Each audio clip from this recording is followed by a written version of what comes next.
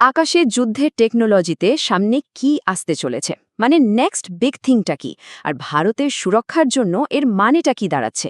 চলুন আজ আমরা 6th জেনারেশন ফাইটার জেটের দারুণ সব প্রযুক্তি আর ভারতের সামনে কি কি চ্যালেঞ্জ আছে সেগুলো নিয়ে একটু গভীরে যাই।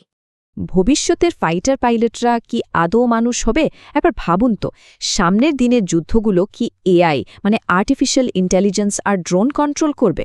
এই প্রশ্নটাই কিন্তু আমাদের আজকের আলোচনার একেবারে মূলে রয়েছে। কারণ আকাশের যুদ্ধের ধরন কিন্তু পাল্টে যাচ্ছে, খুব দ্রুত পাল্টে যাচ্ছে। দেখুন, গোটা বিশ্ব জুড়েই কিন্তু একটা টেনশন চলছে। একদিকে রাশিয়া ইউক্রেনের যুদ্ধ, অন্যদিকে মিডল ইস্টের অশান্তি। এই অবস্থায় সব দেশই বুঝতে পারছে যে টেকনোলজির দিক থেকে যে এগিয়ে থাকবে সেই কিন্তু আসল খেলাটা খেলবে।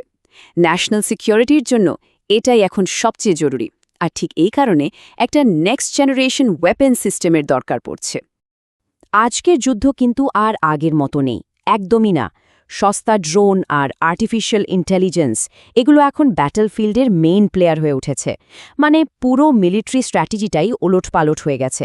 আর এই নতুন সিচুয়েশনটা সামাল দেওয়ার জন্যই এমন একটা ফাইটার জেট দরকার যেটা এই সব নতুন টেকনোলজিকে একসাথে কাজে লাগাতে পারবে, আরও অনেক বেশি পাওয়ারফুল হয়ে উঠবে। আচ্ছা, আমরা যে এই ফাইটার জেটের জেনারেশন বা প্রজন্ম নিয়ে কথা বলি, এটা কিন্তু এদের বয়স দিয়ে ঠিক হয় না।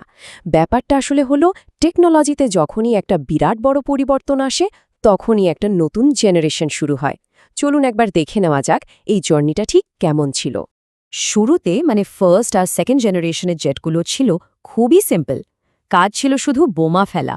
থার্ড জেনারেশনে এসে গেল বিভিআর মিসাইল, মানে পাইলট যা চোখে দেখতে পাচ্ছে না সেই টার্গেটেও অ্যাট্যাক করা সম্ভব হলো। ফোর্থ জেনারেশনে অ্যাডভান্সড রেডার এলো, আর এলো মাল্টি রোল ক্যাপাবিলিটি, মানে একটা প্লেনই অনেক রকম কাজ করতে পারত। আর ফিফথ জেনারেশন, ওটার আসল পরিচয়ই হল স্টেলথ টেকনোলজি। তাহলে আসল পার্থক্যটা কোথায়? দেখুন, 4.5 জেনারেশনের জেট যেমন ধরুন রাফাল, এগুলো কিন্তু প্রচণ্ড পাওয়ারফুল, কিন্তু সমস্যা হলো এগুলো শত্রুর রাডারে ধরা পড়ে যায়।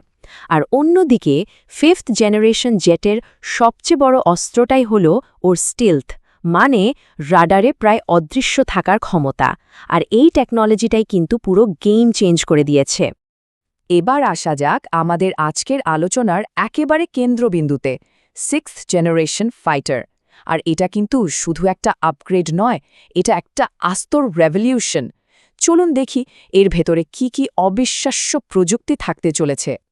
6th জেনারেশন ফাইটার মানেই কিন্তু শুধু একটা প্লেন না, এটাকে ভাবতে হবে একটা কমপ্লিট ইকোসিস্টেম হিসেবে, যেখানে এআই থাকবে, একঝাঁক ড্রোনকে কন্ট্রোল করার ক্ষমতা থাকবে, আর প্লেনটা চাইলে পাইলট নিয়েও উঠতে পারবে, আবার পাইলট ছাড়াও উঠতে পারবে। মানে এটা একটা বিশাল নেটওয়ার্কের অংশ হয়ে কাজ করবে, যেখানে অনেকগুলো সিস্টেম একসাথে মিলে পুরো ব্যাটলফিল্ডের একটা লাইভ ছবি তৈরি করবে। এই ফিচারগুলো কিন্তু সত্যি মাথা ঘুরিয়ে দেবার মতো। শুধু পাইলট ছাড়া ওড়ার ব্যাপারটাই নয়, আরও অনেক কিছু আছে। যেমন ধরুন এআই পাইলটকে চোখের পলকে সিদ্ধান্ত নিতে হেল্প করবে। প্লেনটা নিজেই একটা ড্রোন সোয়ার্ম বা ড্রোনের ঝাঁককে কমান্ড দেবে। জিপিএস জ্যাম হয়ে গেলেও চিন্তা নেই, কোয়ান্টাম ন্যাভিগেশন সিস্টেম দিয়ে একদম নিখুঁতভাবে নিজের রাস্তা খুঁজে নেবে।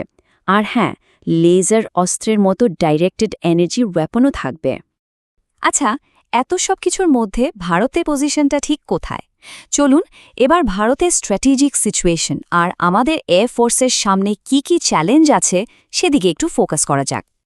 দেখুন, ভারতের ডিফেন্স প্ল্যানিংয়ের মূল কথাই হল টু ফ্রন্ট থ্রেট সামলানো, মানে একদিকে চীন আর একদিকে পাকিস্তান। আর এই দুটো ফ্রন্ট একসাথে সামলানোর জন্য ইন্ডিয়ান এয়ারফোর্সের দরকার মোট 42টা স্কোয়াড্রন। প্রসঙ্গত বলে রাখি, একটা স্কোয়াড্রনে মোটামুটি 18টার মতো ফাইটার জেট থাকে। আর এই চার্টটা দেখলেই কিন্তু আসল ছবিটা পরিষ্কার হয়ে যায়। ভারতের কাছে এখন আছে মাত্র 29টা স্কোয়াড্রন, যা আমাদের প্রয়োজনের থেকে অনেকটাই কম। অন্যদিকে দেখুন, পাকিস্তানের আছে 25টা আর চীনের আছে 66টা স্কোয়াড্রন। এই সংখ্যাগুলোই বলে দিচ্ছে যে চ্যালেঞ্জটা ঠিক কতটা বড়।